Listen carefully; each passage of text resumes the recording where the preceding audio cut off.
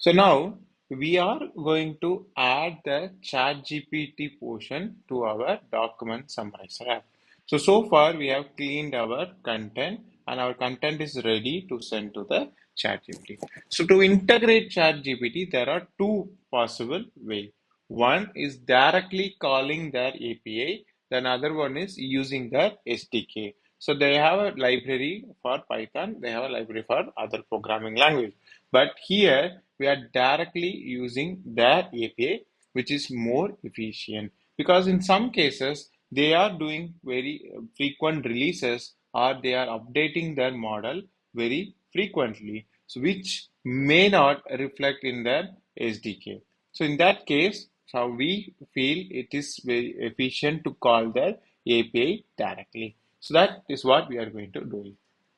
So for to call this OpenAI API or ChatGPT API, we need two things.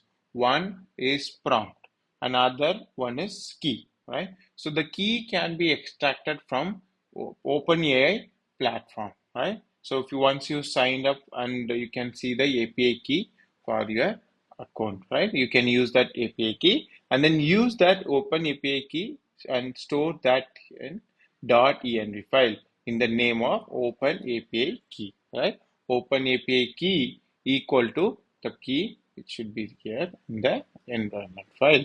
So this system will automatically read from that particular file. Now, for the prompt is nothing but you are giving an instruction to the chat GPT, right? It's a kind of what you want to do with the chat GPT, right? So here what I mentioned is summarize the following text, okay? Should provide the conscious summaries based on the input text, and then I'm adding the text. So whatever text we are getting here, I'm sending to the chat GPT and then asking chat GPT to summarize the text. Okay, that should be some contextual summary. Okay, so I'm getting the OpenAI key from the environmental variable. If you don't have a API key, then it will write the error. Okay, so these are the two prerequisites for using a OpenAI, and this is where we are calling the OpenAI. Okay, so you can see here this is the API, chat completion API, and to call that API I'm using a library called request. Again you have to install this library. So all these four libraries that we need to install it: docs.txt, request, streamlit SSD, streamlit library, and then .env file. Okay, so this is our URL which is we are going to use, or we are calling the OpenAI. And then we need to send the headers.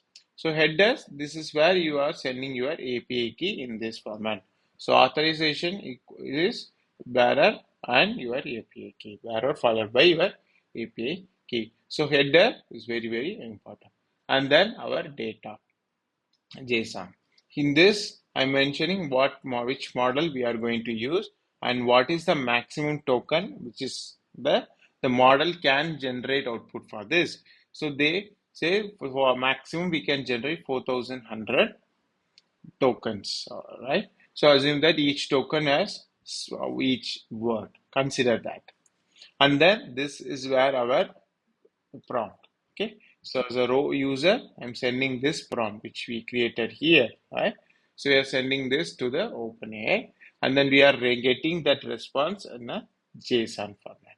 Okay, so you can see I have displayed the OpenAI response, the raw OpenAI response here, right?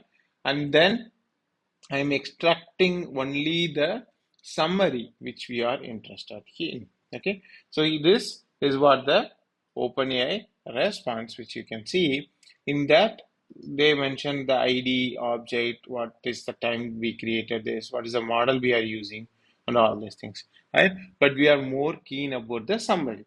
The summary is in this key choices. Choices is a list. Okay, you can see.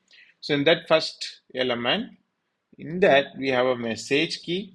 In that we have a content. So that you can see choices, first element. In that we have a message followed by content. So this content has our summary. So it's a kind of extracting the, we are parsing a JSON into multiple level and then extracting the summary. So content as a summary and then sending that response text out of this function. Okay. If we get, if we don't get these choices in our response, then we are sending no response from OpenAI. And you can also customize this, right? Sometimes OpenAI may go down based on their availability. So this may affect our cases. Okay. Now we are uploading this document, the same Tom and JD document. All right. So you can see this is the original content, and then this is our pre-processed content.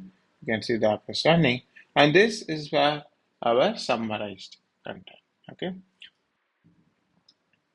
So this size is 300. You can also limit the summary content, right? You can also limit this summary content to a particular word by adding that in our prompt. For example, generate summary for 100 words or some generate summary in 200 words. So we can also mention that. So more clear instructions we add in our prompt, the more clear and crisp summary we will get from the chat GPT. Okay, so this is how we integrate our applications with chat GPT. So I use the same way method, functions in which I send the clean content. That function will return the summary. Okay, you can control the height of this text area based on here, right? Since we may get larger text, so I added 400 as a height for these two, but since it's a summary, we may need maximum 200 to 300 pixels of the height. Okay? Thank you.